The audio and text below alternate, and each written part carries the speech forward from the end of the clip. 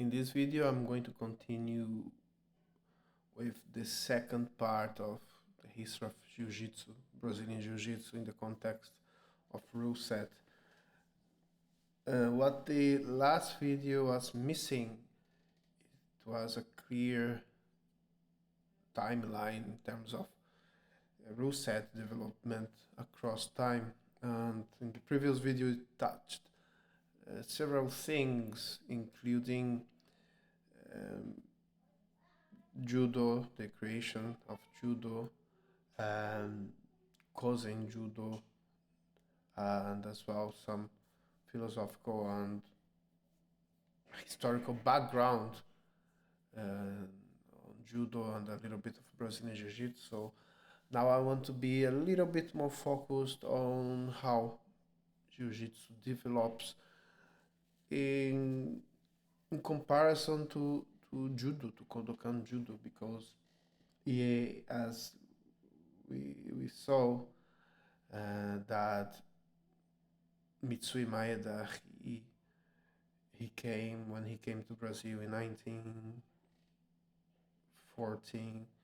He was already traveling for around a decade around the world. He left Japan in 1904. And he was traveling for several years, went to Cuba, to United States, other countries as well. He went to UK, Brazil. He also visited Cuba. Maeda left Japan with other two Kodokan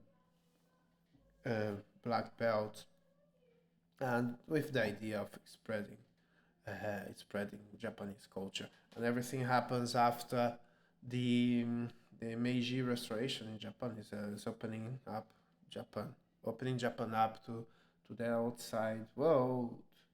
And of course, during these years, Maeda traveling, he was doing demonstrations and contests and challenges and fighting people from different styles. So he would have to use the jiu-jitsu he learned from Kodokan jiu-jitsu. This terminology, it's used interchangeably with judo for some time, and then judo gets established as the name of Kodokan style, and then by early 1920s. So it's a little bit messy in terms of timeline. If you think about, okay, what's the jiu-jitsu, is judo, was Maeda training jiu-jitsu, but then is this jiu-jitsu the same jiu-jitsu the samurai? But the samurai system was dismantled in the 19th century. So, and even at the end of the Edo period, these jiu-jitsu styles, the country was in peace for 300 years. So many of these fighting arts, they became obsolete, and with the opening of Japan to the outside world in terms of military efficacy of these arts, the bow and arrow, sword, spears, and horse, they are completely obsolete against firearms, against cannons and military. I believe that no, they have no use against a machine gun in the 1910s. Okay, so let's see how we are going to organize it. I have a table here, evolution of rule set, and then let's start with period. Let's see. Period. I may have to make it a little bit. Let me see this a little bit larger. Okay, period. Let's start with period 1882.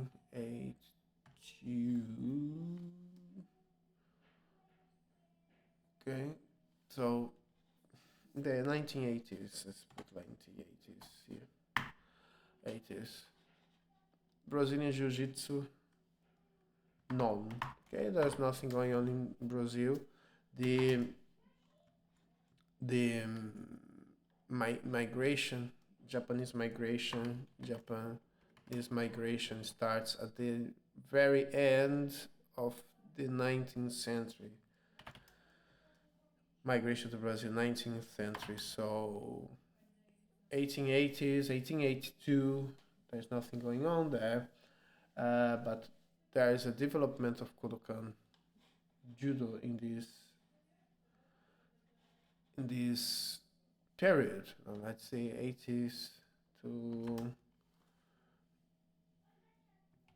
900s.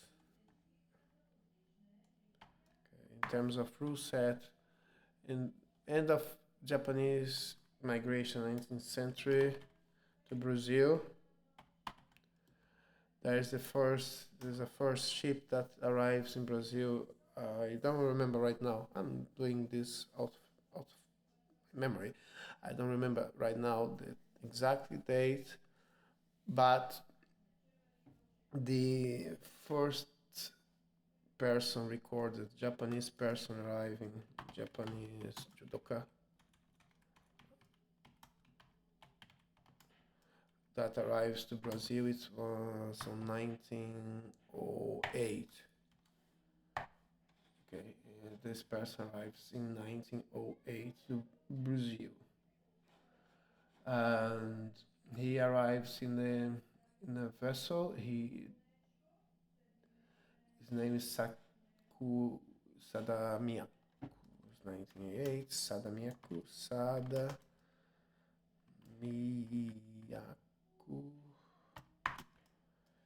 arrives, and he does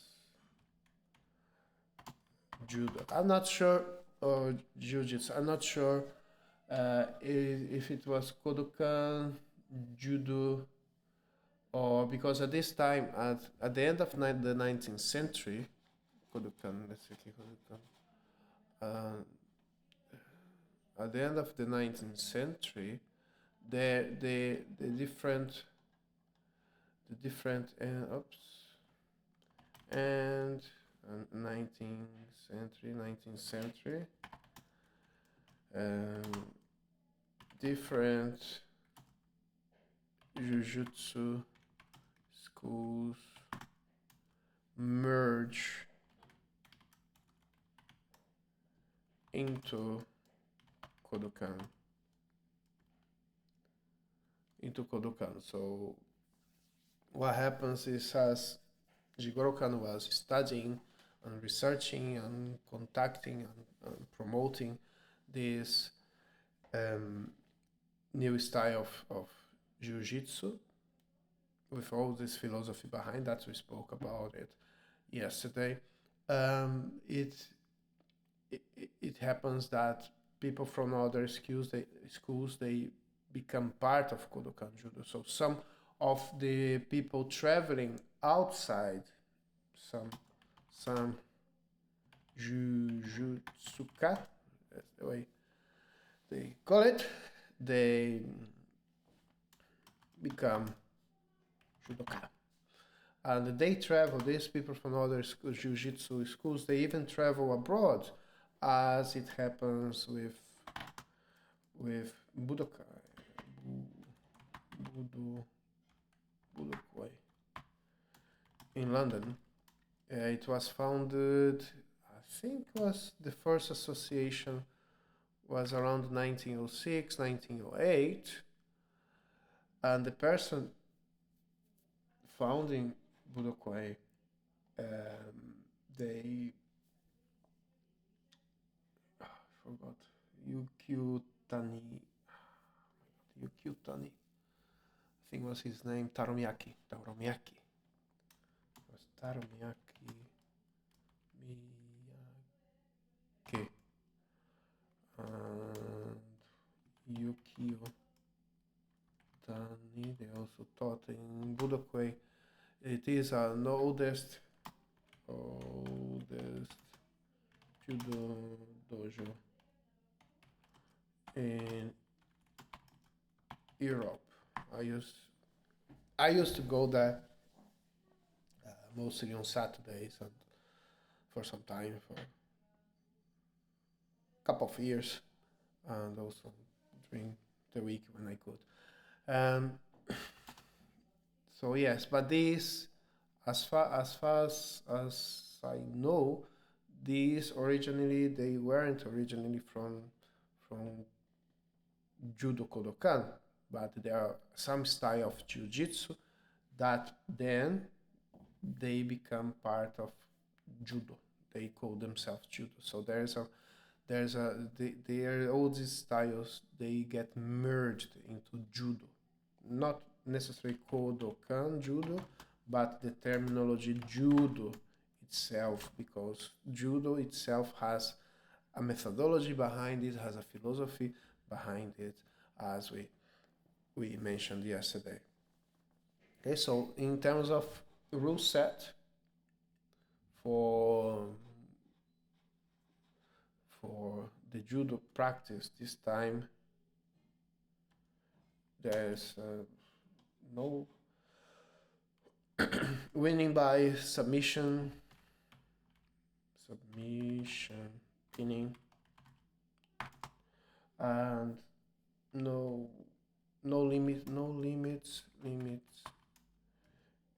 ground, so you could develop in the ground, no time limit, and the matches were long. Okay, the marches were long, so you have to submit or pin the person. Long matches, you have the challenges, so they would be challenging each other's school. At this period, the there's demonstrated as a challenge in the police department, and of adoption adoption of judo. So that's what was going on in Japan in this period. In terms of rule set, the pinnings at 30 seconds, pinning the person for 30 seconds, so you would win. Of course, no weight limits, and you had the ippon there, so like a clean throw or pinning, so ground game would be unrestricted up to the limit of at the end of the match, and the matches they could last for a long time. Okay, the then you have the Japanese going abroad. The Japanese going abroad, like Maeda. So they would fight Japanese abroad. They would fight under different rule set. Let's go rule set. Okay. They would fight under different rules, under different circumstances, with gi, with judo gi, without judo gi. The judo gi was different as well. Short sleeves. They used shorts, not trousers. So the technique would be different at this time. The change of longer the before 19th, the end of 19th century, and the judo gi didn't even have much of a sleeve. Okay, so at this time you have now Brazilian Jiu Jitsu. So you have the Japanese Jiu Jitsu judoka Sada Miyako. He arrives in Brazil. And he starts teaching. And this person has an interesting story, because they have one Brazilian military vessel sailing Brazilian Navy. They find stranded on stranded vessel close to the coast of Japan. So they rescued these people and they take these people to Japan. And of course, this person, Sada Miyaku, and someone else, I don't have the name right now. They asked, no, they asked these Brazilians to military navy, the Brazilian navy, to take him to Brazil, and that's how um,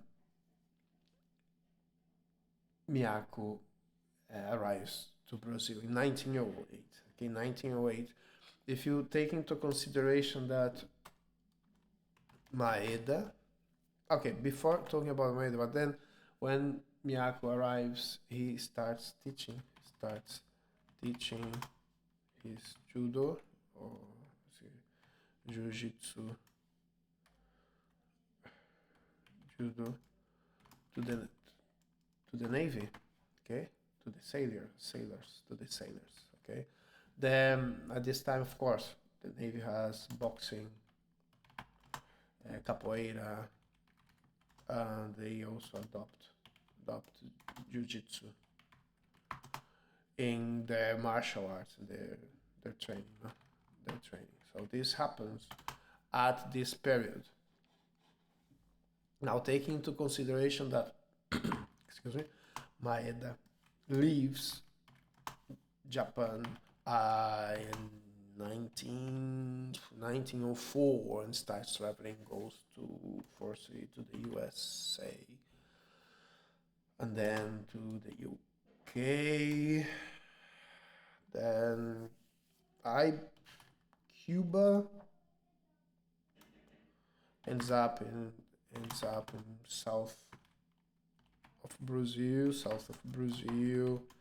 in 1914. Travels across Brazil and is in Belém do Pará in 1917. Okay, 1917. This is Maeda's timeline. So as we can see, all the Japanese coming to Brazil and teaching their jiu-jitsu, their judo at this time. The Navy was of course, look, 1917 when Maeda goes to North, and it's 10 years, almost 10 years of some activity, some Japanese martial arts activity in Brazil already. And then from 1917 to 1920 teaches Carlos Gracie. Maeda had a school. He was teaching Maeda, teaching people his jiu-jitsu. Okay, he was teaching during these 3 years. Carlos Gracie's learns because Carlos Gracie's father had circus troupe, something about performance events, or organizing events, circus, something like that.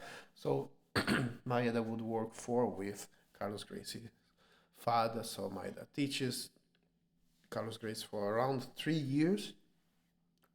There's a Spanish flu at this time, so there's not much traveling. And then between 1920s and 1921, Maeda stays in Cuba. That is the one. Okay.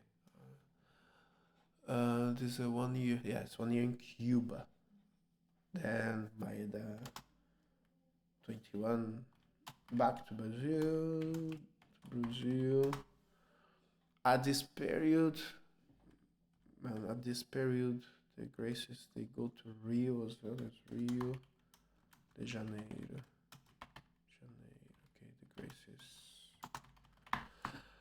Uh, and then migrated back to Brazil around this time and died in 1947.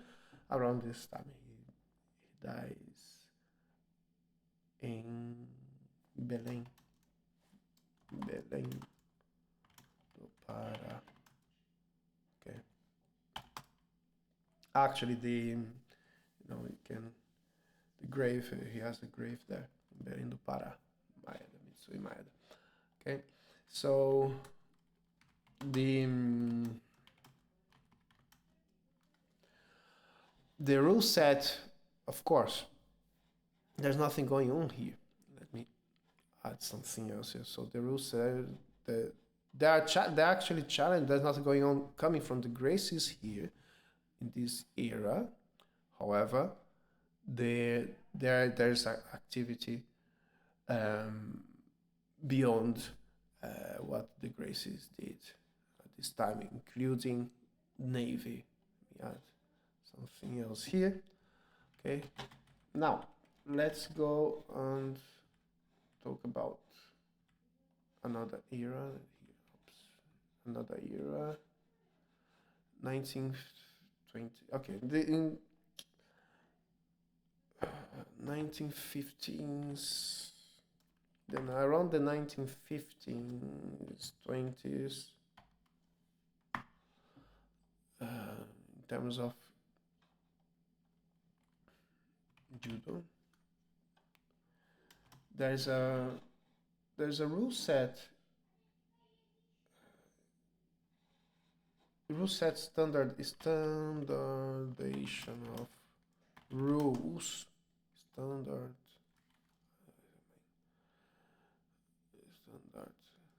standardizations of rules. Okay. We commented yesterday. Because with the influence of Koos and judo, there's a need to define time limits in terms of newaza.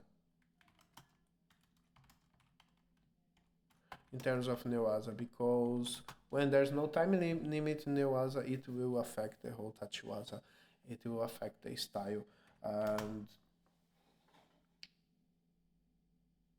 also we start having point system. We have a pawn. This is a pawn that can embrace, but also which is a perfect point. There's a perfect throw, but then you have a hazari, which is like a half a point. Okay. E pawn full point, 1 point, half a point hazari. So you could win also by two hazari. I'm not sure exactly when the wasari was introduced, but I would say like 1920s. And now, at some point here, the development of the style of judo, it becomes more throw centric. Let's call it more throw centric in terms of to differentiate itself from Kozen, because there are some contests in Kozen, so it becomes more throw centric. Okay. Now, 1920s, there is in Brazil, things happens late 20s. Let me just make it a little bit large, maybe. The late 20s things happen in Brazil because then the story is that Hélio frail, he was very frail, and he was watching. They were teaching their Jiu Jitsu, frail, and he was watching his brother teaching. to students, private students. But because Eddie was so frail, he couldn't. No one knew what was going on with his health, and he couldn't do much of physical activity. He would just watch there. And one day, a student arrives, and Carlos was away, and then Elio was there. Elio teaches the lesson. He teaches the lesson.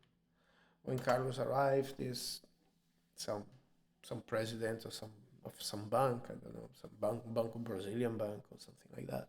They were the graces they were teaching the president of Brazil, like the presidents of banks, businessmen. They have this type of clientele. And then Elliot teaches the lesson. And when Carlos arrived, this customer was so happy about Elliot's style of teaching that he preferred being taught from this point, be taught by Elliot.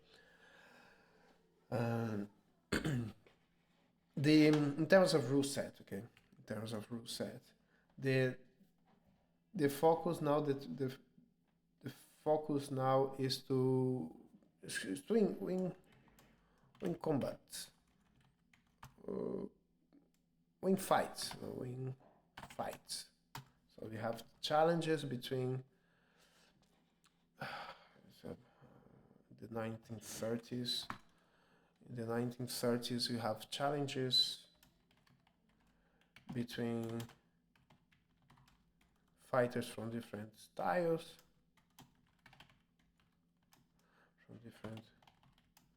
Of course, you have a boxer, you have a capoeirista, you have some catch wrestlers as well. You have some, people fighters, street fighters. They would challenge each other. The graces. Then the rule set is, it depends. The graces would sometimes define what the rule set are. For instance, the capoeiristas, at this early period, they would require the capoeirista to wear jiu-jitsu gi. There are some fights they would have allowed strikes. Some fights would be only the grappling aspects and submission. It will depend. It will depend on the circumstance. But the most important.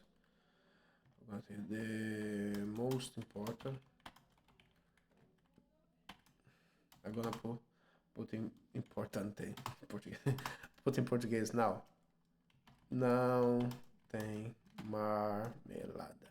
Okay, this is an important aspect of the graces, is that the fights luta no duro. Okay, which means that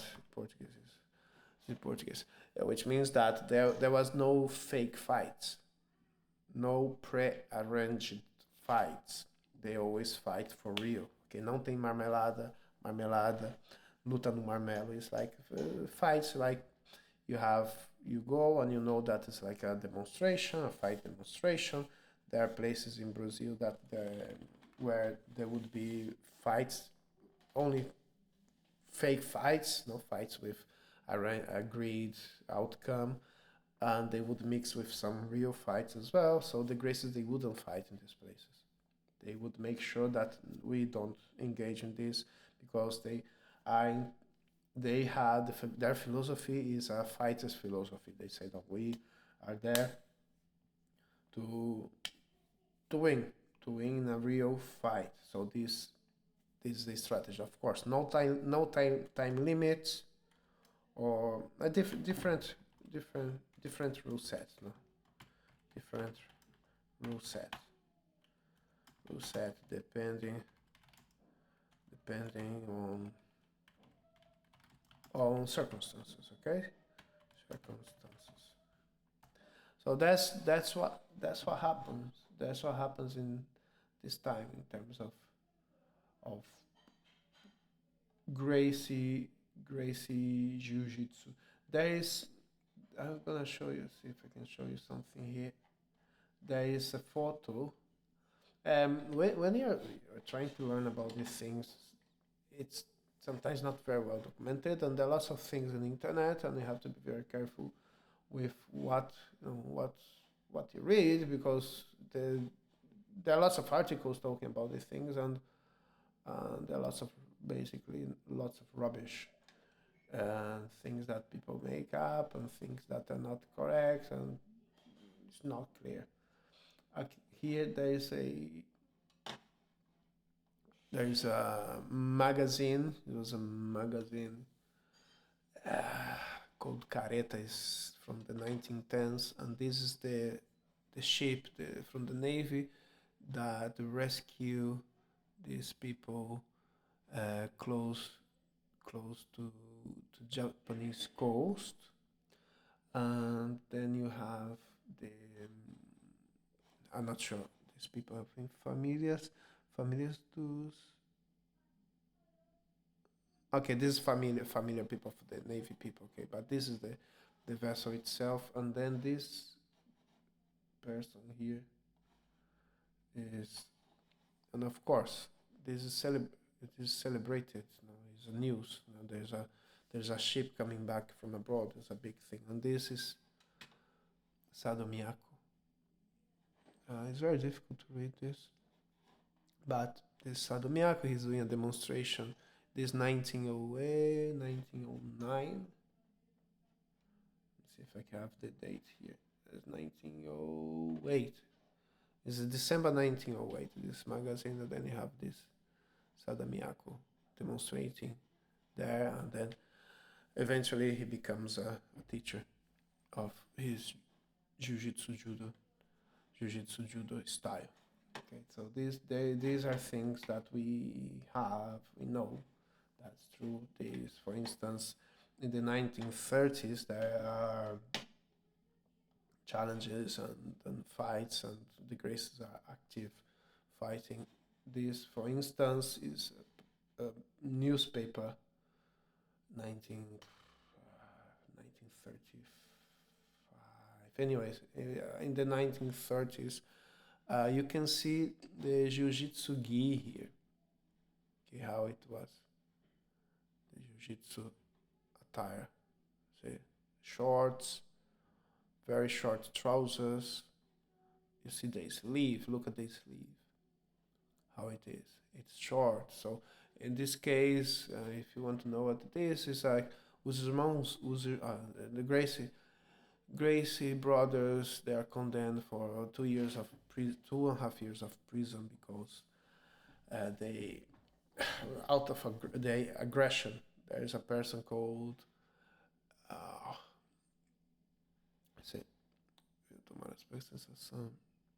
there's a person that they had a problem with, and it's another teacher of martial arts, and they had a fight in the street basically, and this person they broke his arm, this person's arm. Okay, Manuel Rufino. They broke his arm, and then the police got involved. They were condemned. Manuel Rufino dos Santos. They were condemned, and then the president of Brazil himself took them out of prison. So this 1930s, when you go back to when you're talking about judo, Kodokan judo, all these challenges, they happened here in the 19th century. Okay, the 1880s, 1870s, 1890s. So this is part of the development of judo, the challenges. But in Brazil goes through a similar development, and in the 1930s you have people, 1930s, 50s, and the 90s as well, establishing the jiu-jitsu, the Brazilian jiu-jitsu by the way of challenges, and there are all these things that happen, aggressions and people going to the hospital. So it was something very violent, and I'm not here to make a moral judgment of right or wrong here. Just talking about what happened, and is actually recorded. Okay, um, let's let's continue. Let's go to another era here. So, like in the 30s, you have all these Gracie challenging other fights, capoeiristas, people from capoeira, for instance, and the and put it here. It's the 1930s to 1950s, and there's some time here jiu-jitsu oh, too small, in decline. There's a decade that jiu-jitsu is in decline in Brazil.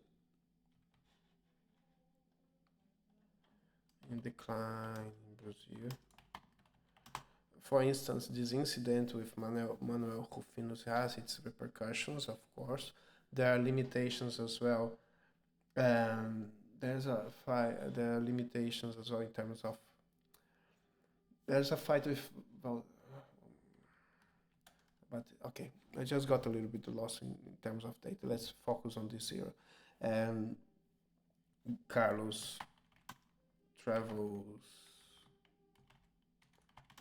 to north of Brazil. Hélio stays in Rio. Don't ask me about exact dates, guys. It's about around the 50s. And so things go down a little bit. You know, there's this group that were trying to develop this jiu-jitsu. They separate for a few years. There's these incidents with Manuel Rufino that has a reputational damage in the Gracies, and then in terms of judo, 50s, about 50s, 50s, 60s, about 50s, 60s, oops. In terms of judo, 1950s or 1960s. There is the International Judo Federation, established in 1950, about 51. Okay, then we see that as the jiu-jitsu in Brazil is kind of, in decline. Outside, there is the International International. Apologies for this. International Judo Federation, founded in 1950, 51, around this time. Put 50 here, just in case, in 1950 something, and it starts standard. The rule set gets standardized.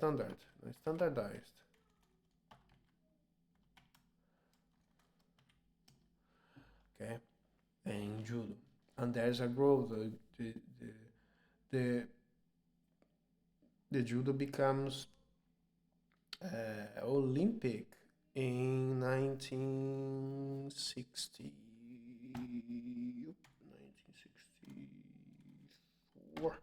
1964.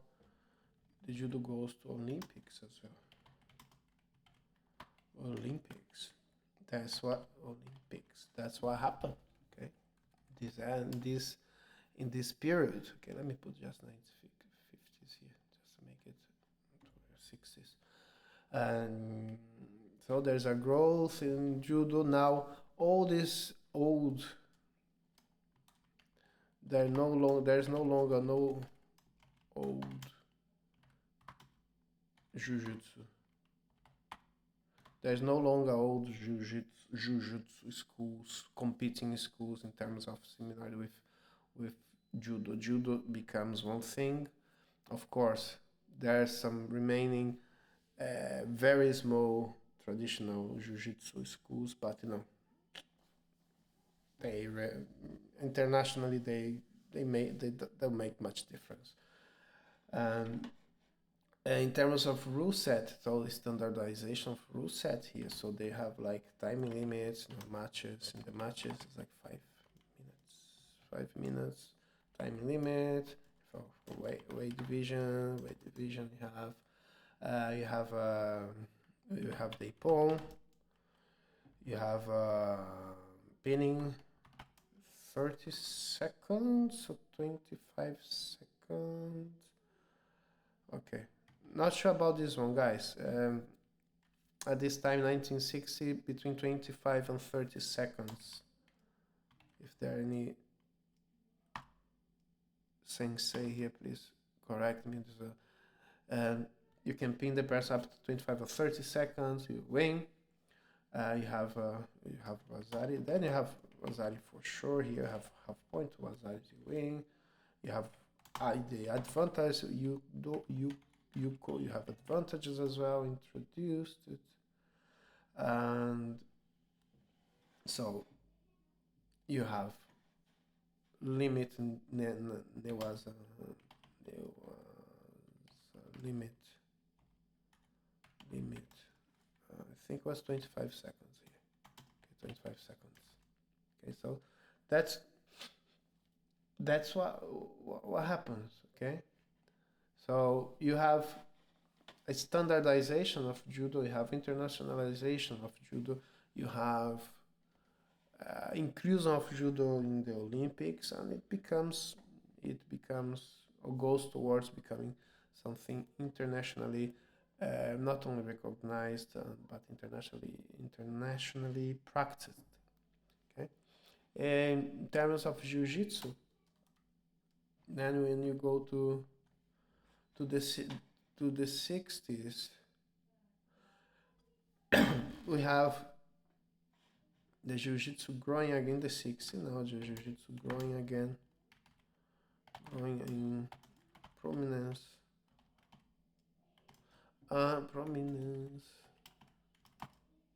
And you have Carlos Gracie, Helio Gracie, they start standardizing there's the rule set as well. Okay, see these things, they happen at the same time.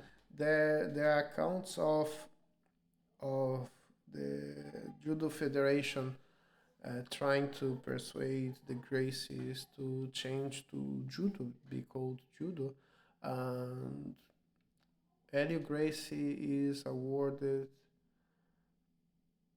a black belt. Now you don't quote me on this, but by a federation as well.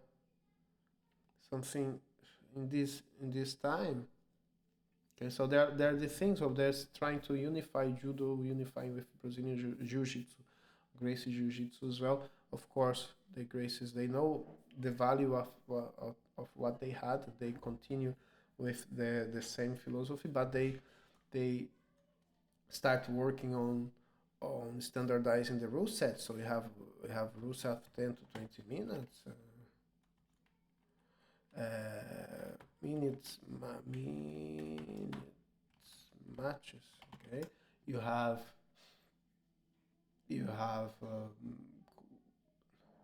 points. The points important here. So you start having points. You have 2 points to throw, one for throw. You have throw, points for sweep, reversal. No, you're in ball. Gonna go on the top. You have the neon belly. Neon belly. You had neon body points. Probably you would have a neon belly here. Belly at this time as well. Question mark. This one's a question mark that I leave here probably. So you have the back take and the mount on back take as well, 4 points. Okay, so mount back. If anyone can correct me on the neon belly, I'll confirm. Okay, so, and of course what we spoke yesterday, when you have unlimited ground, unlimited niwaza, no? ground and unlimited Newaza ground, it will influences your style, because then the type of throws you are going to choose to have will be the throws that you're mostly likely to be on top. So you're not looking for a perfect throw, which can get you to end up on bottom, like Uchimata, for instance. You may roll and the person ends up on top. So you want to be on top. You want to go to the side to pin the person, to dominate. And this rule set here is something that is close to a real fight, in terms you are rewarded by progression. Neon Belly, for instance, I believe that there was the Neon Belly. Anyways, let's leave the Neon Belly here. Neon Belly, for instance, when punches are allowed, Neon Belly is extremely powerful. Get to anyone's side, put your knee on their person belly, and you can be throwing punches on the face. So it's a very powerful way of inflicting damage. The Now there's progression. There's progression in the art here, because then um, let me create another one here.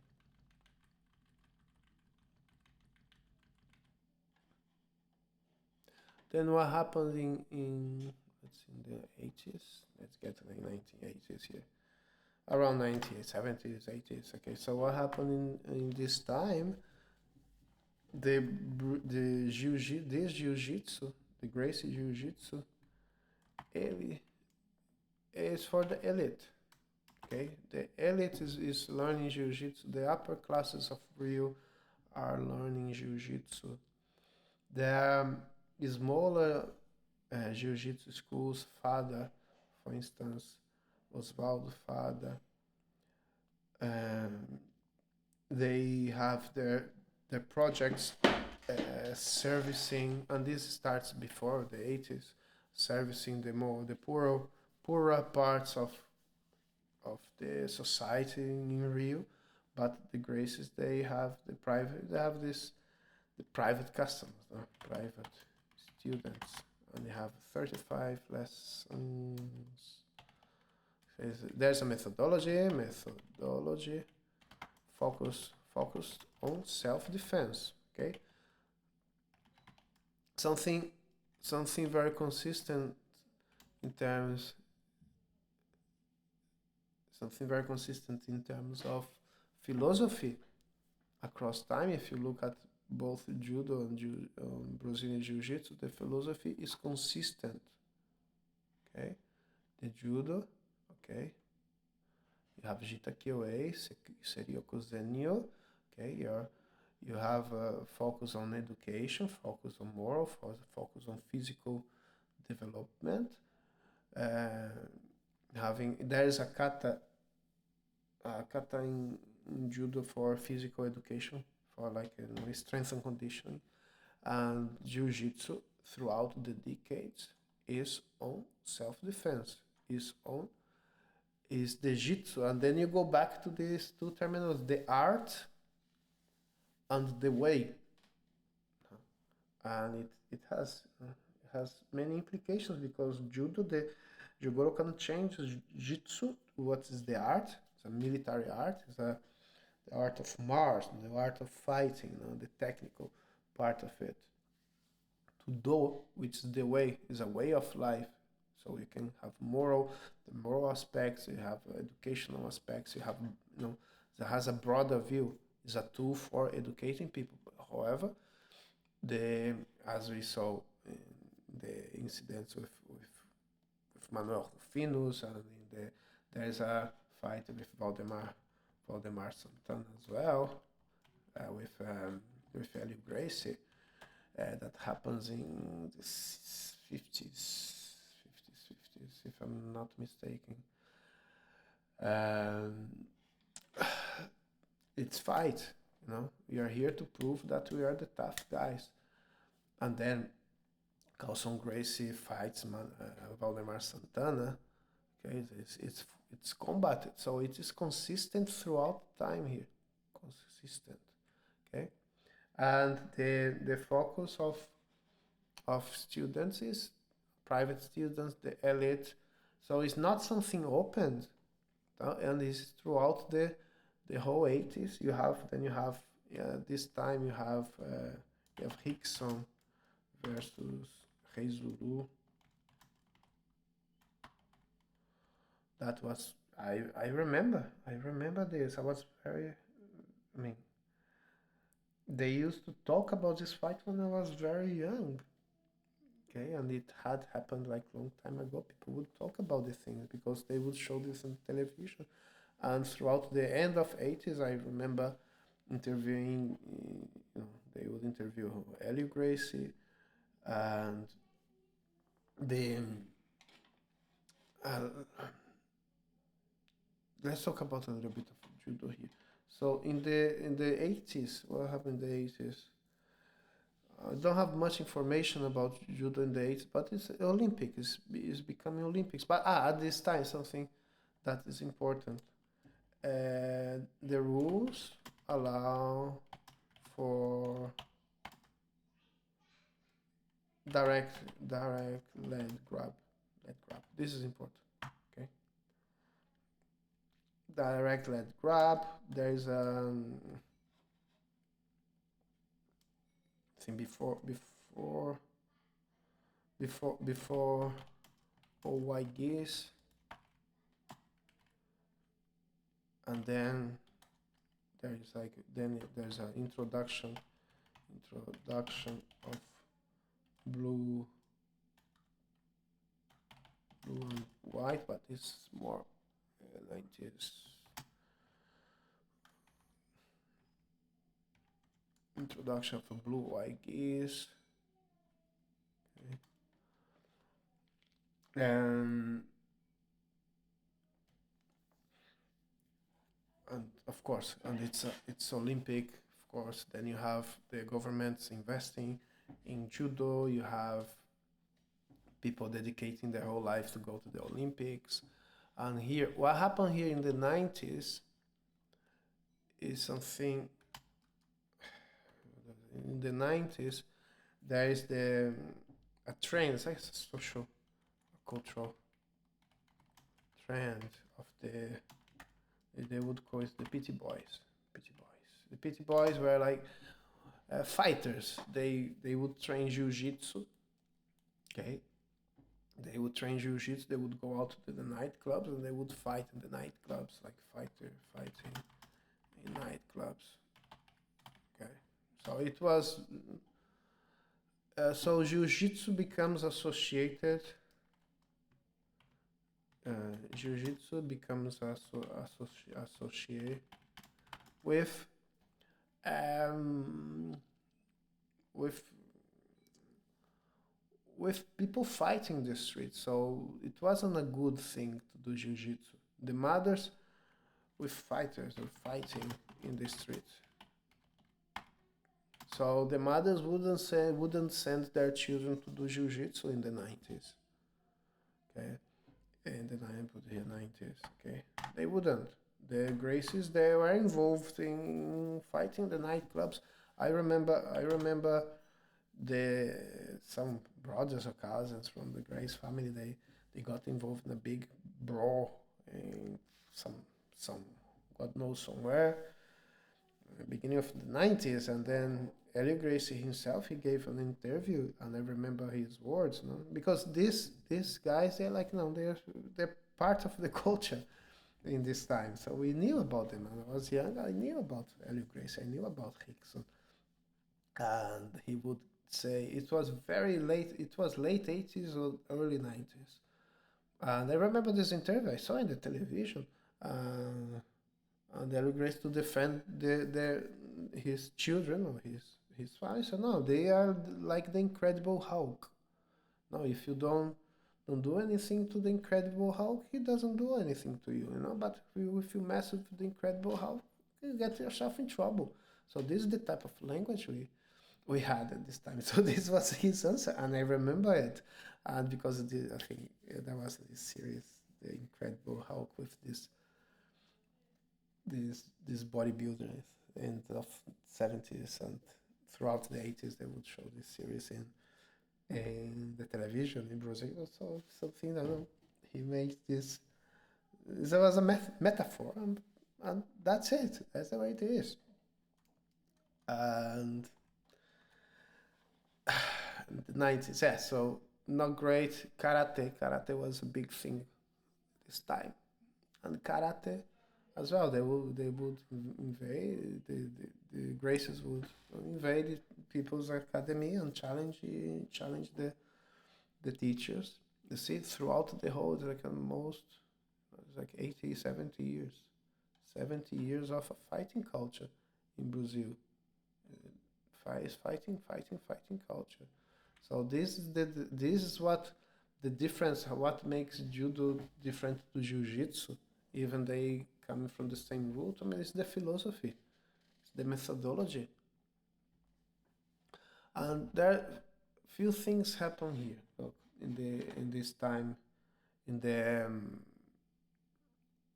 90s. Okay, there is the UFC, Rorion Gracie, the UFC, 1993, about 93, I believe.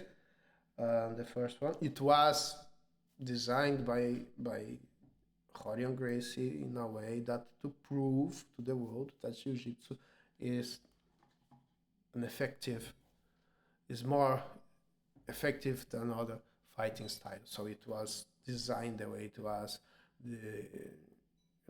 It was a public demonstration of the efficacy of Gracie Jiu-Jitsu. Of course, now people say, okay, there's no catch wrestlers there in the first one. They're not prominent wrestlers there. You can get to this debate, but I'm not going to make a moral judgment. I'm not in position of make a moral judgment of how or value, no, a value judgment of how it was organized. But it was a very great way to promote the jiu-jitsu, Gracie jiu-jitsu, and the choice of having Royce Gracie. And there are lots of things. It was great actually. And then you have as well the jiu-jitsu competitions. Okay, then you have jiu-jitsu competitions going on in São Paulo, for example. There was in the 90s, mid 90s, where I lived. We have karate. There was a karate school nearby home. Very successful guys, very tough. Okay, and but not jiu-jitsu, because jiu-jitsu was for the rich. Okay, that's the way we would see at this time, for the rich people. Okay, the whole 90s. You have people in Rio training in São Paulo. There was a couple of schools, jiu-jitsu school, Ryan, Marcelo Bering, Ryan Gracie, and then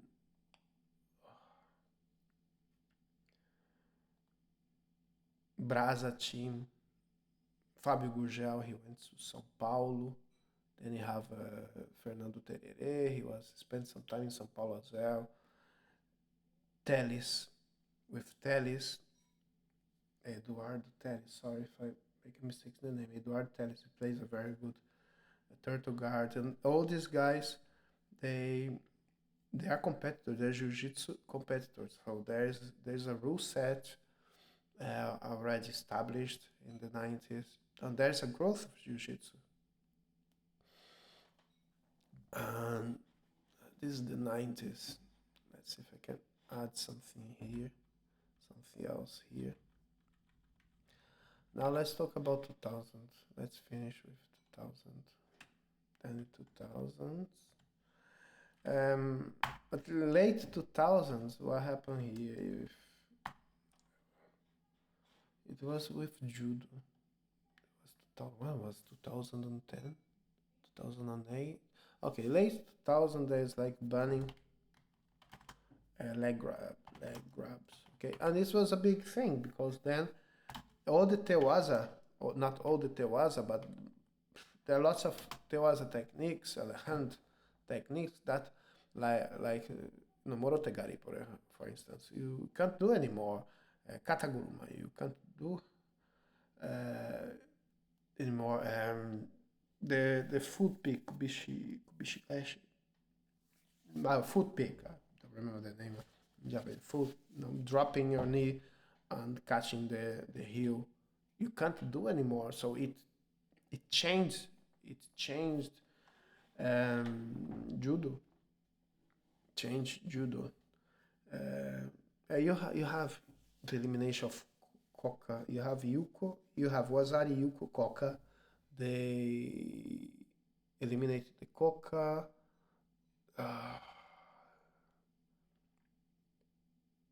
Anyways, when you eliminate, when you make it a little bit larger here, when you eliminate leg grabs, you change the style. For instance, it affected competitors like I'm not gonna say names now, but I remember listening and reading interviews of some judo Olympians. They're saying that because I'm not very sure if it's this person, so I'm not gonna mention. Saying that it was he couldn't perform the judo he used to perform because of his style relied of the fact that you can grab a leg or touch the leg without having initiated the throw first. So when they changed the rule set, I think it was 2019, 2010. Okay, it was a big deal. It's a big deal because some competitors, they wouldn't be as good as they used to be before, because all their judo style was depending on this. Of course, then you have 10 seconds, 10 to 15, 10 seconds. Newaza, very short newaza. You can't grab the legs and all upper body, and focusing on style on a very beautiful big throw, because it's thought to be consumed by an audience. Also, the wrestlers. What do you do with the wrestlers? No? What do you do with the wrestlers when they migrate, or countries with a strong wrestling tradition, that they produce great great judo fighters, but they come from this strong wrestling tradition that relies on leg grabs. So you see, separate in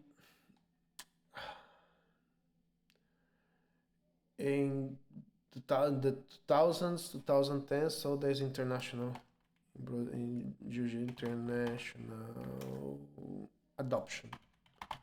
Okay, international adoption around 2004. Mauricio Gomes, I think I wrote his Mauricio Gomes. The other one, yesterday I wrote it. I misspelled it. Mestre. Mauricio Gomes goes to the UK. Okay.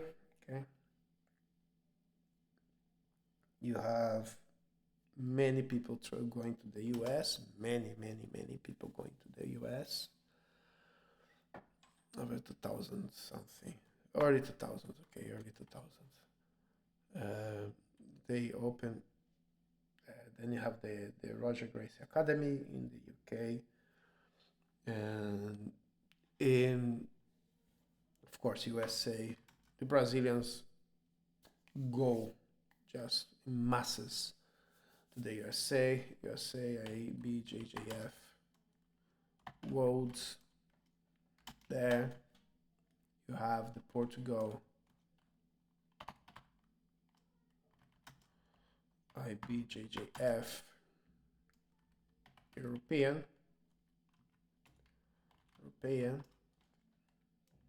tournament.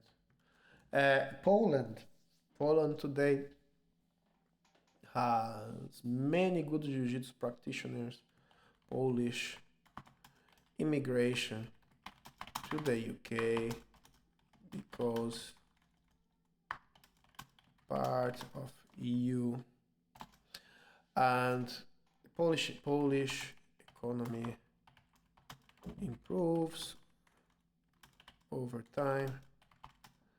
This Polish they train jiu-jitsu in the UK, and then they go back, they return to Poland, and UK out of EU. So there's this reverse migration, and there's a establishment of jiu-jitsu in Poland. Now, in terms of rule set, there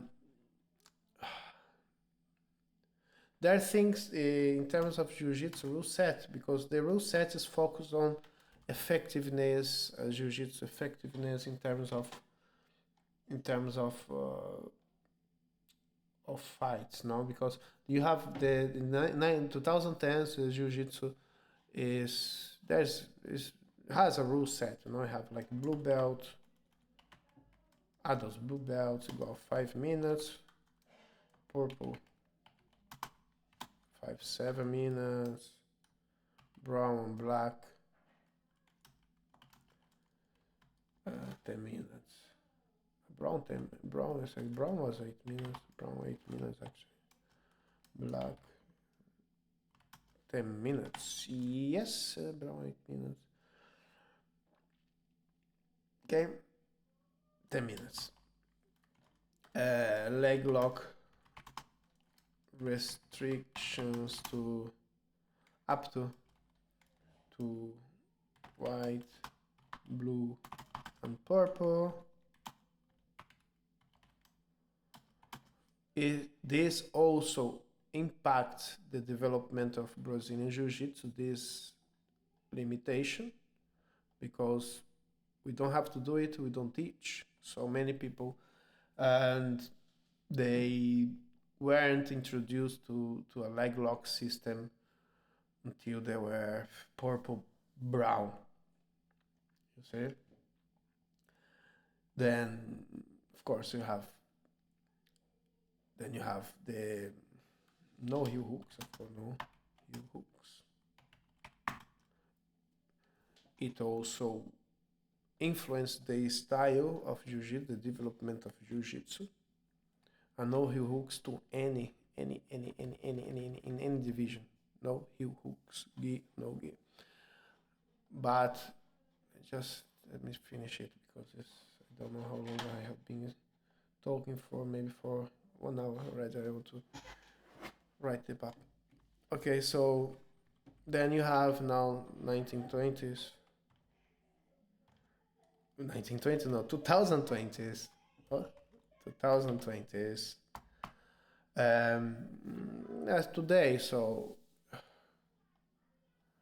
okay, we leave this behind. Now let's focus here. Growth of no-gi. There is IBJJF allows adults black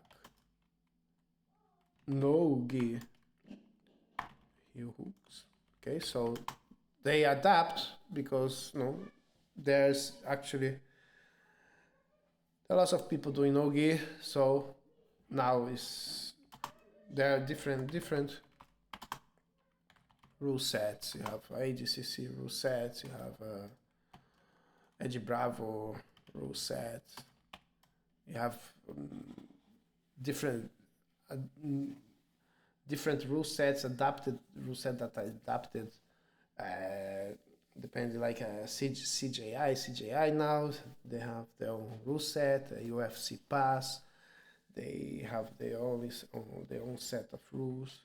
And but jiu-jitsu, even now you're talking IBJJF here, no? Because jiu-jitsu is thinking about technical the progression and control. This is how the rule set is done. Okay, technical progression, you control towards a submission. Okay, there's certain things that happen the rule set in the 2010s. For instance, when you have the 50-50 guard, people stalling, and now there's another talk about the lapel guards, like these worm guards, and that they're stalling with using the gi, but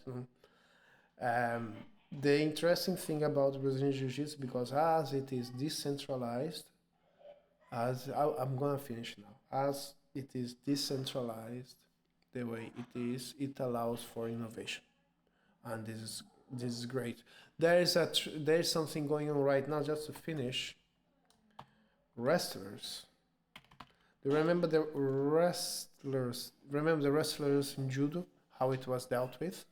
Okay, we banned leg grabs, but now the wrestlers they migrate to jiu-jitsu, and they are influencing the way jiu-jitsu is fought, especially no-gi. So this is a constant innovation that's happening because as we have in the competition jiu-jitsu, you had guard pulling, and it's something that influenced the way jiu-jitsu is taught. There are many schools do not teach proper throw. Okay, I'm lucky enough to know a little bit about throwing on ground, so I'm very happy to teach my students balanced jiu-jitsu, standing up ground and with aspects of self-defense. But however, when you're teaching specific for competition, and your goal is competition, and if the competitive setting, what does is guard pulling and inversion, so you are not going to be focusing so much on throwing because it requires lots of time to learn. And that's it. I think it's sufficient for today. Thank you. Bye bye.